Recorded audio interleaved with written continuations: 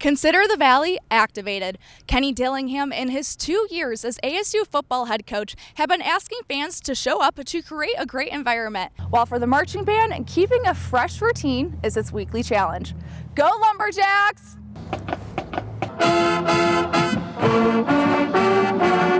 Now some baseball. The highlights of the D-back season to date have been injuries, a rainout, and a beehive. But 2 straight wins in Cincinnati had them in position to post their first sweep of the season. Here at the Ready to Rescue tailgate, Narcan informational kits are being handed out to better prepare individuals. Strong words right there from Coach Dillingham, who called out his kicker by calling for open tryouts. Players who have the coach-to-player communication will be identified with a green dot on the back of their helmet. Now, the chemistry for the Suns has been off all season. So was it the players or was it the coaching staff that led to the departure of Frank Vogel? First, leave the cooking to the adults. While teaching children to cook could be a useful way to teach responsibility, it's best to save that teaching for a less stressful day. The PGA Tour is making its annual stop at TPC Scottsdale for the WM Phoenix Open.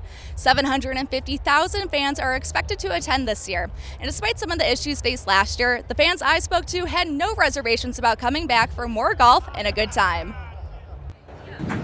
February is the month that golf fans look forward to. Whether you're from the desert or traveling from outside of Arizona, the 6th stop of the PGA Tour is a tournament like no other.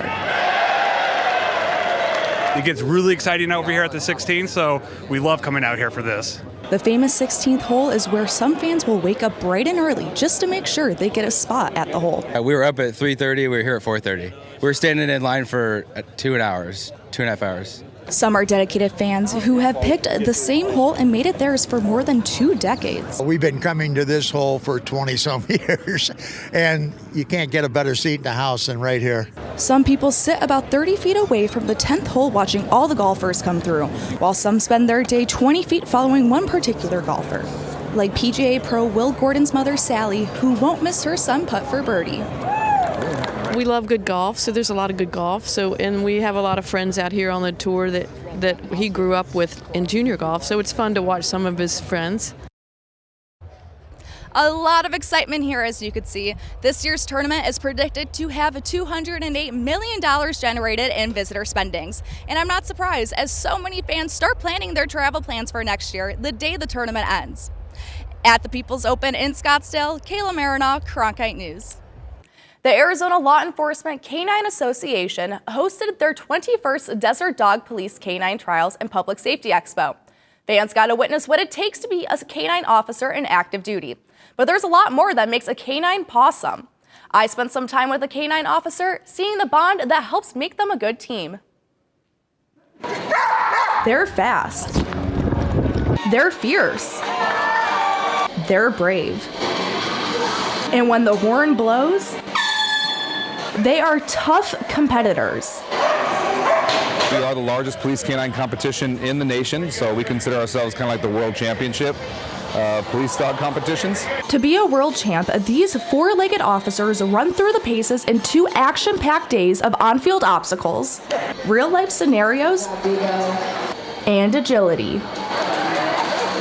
And while they're at it, throw in a little PR between competitions. We end up getting a lot of folks out here that don't know any police officers, has never been around police officers, and they come out and gain a whole new understanding for what it is that we do. More than 55 teams from across the U.S. were showcased at the Desert Dog Police Canine Trials. Their skills showing the best of canine police work. But these canines are not just groomed for sport. They are working officers that require extensive training with their human handlers. So we're buying European sporting dogs. As soon as we get the dog off the airplane, the dog will bite that suit. They understand that. They've done that since they were puppies. Officer Derek Vucevic is a 10-year veteran of the Scottsdale Police Department. Rocco, his partner, have been fighting crime together since the dog was 3 years old. Come on, buddy. Rocco's a narcotics dog, so he's a 4-odor narcotics dog, which means that he is basically trained to find any derivative of meth, so methamphetamine, heroin, cocaine, and then now fentanyl. The training to become a canine officer takes a lot of work. When duty calls, Rocco is ready for action. Let's go, Rocco. Come on. Even if he takes his commands in Dutch. You could understand all of the commands in whatever language it's in. And if I have him out looking for you, he's not going to care because he listens to me. And that's part of that bond that we have. Once you become a handler, you're a handler for life, the dog's life, as canines like Rocco live with Vucevic, his wife, and 2 kids like any other family dog. He's mostly like a normal dog at home. So there are basic ground rules for them. You know, they don't like pull on him, pull on his tail, pull on his ears for obvious reasons. But overall, Rocco is really good. While their partnership is built on trust, they also help each other when one goes down. The strength of his bond is tested on the job and in the competition ring. This year's event wasn't Rocco's finest, but Vucevic doesn't seem to care. These officers know the real work is out here, where Rocco helps protect the city just like any other public servant, just on 4 legs. Hey. The Vucevic household is constantly protected, not just by Rocco, but also by the retired K9 dog Maverick, who has now earned his role as a couch potato after 9 years of hard work.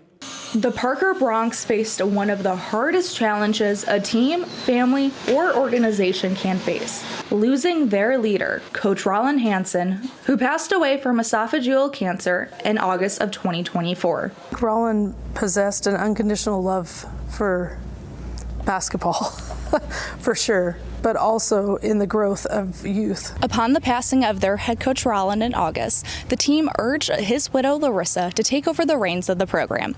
And with her guidance, the season has been one that would make Rollin proud. I talked to the boys and I said, I don't know what we're going to do now. And Maverick said, well, you're going to be the coach.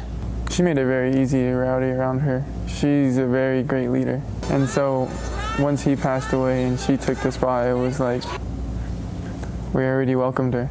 Larissa, with the help of assistant coach Kevin Kuhl and star player Maverick Allen, has the Bronx firing on all cylinders with a 17-4 record, bringing many of her own basketball principles in addition to her late husband's values.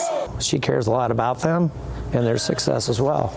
And we didn't want to abandon them to bring in a new coach with that because he wanted to keep as much close to what Rollin would want.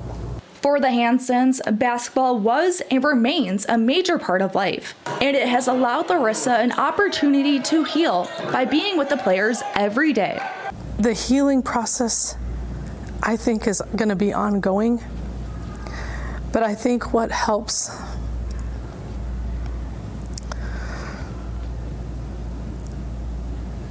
and I think the salve that is healing slowly is being here with the kids. With the playoffs in February, the Bronx hope to see just how far this magical season takes them in honor of their late coach. I just feel very honored to lead them, and I think this is a special and unique opportunity to be able to do so. There's part of me that hears him whisper, "You're doing a great job. You know what to do."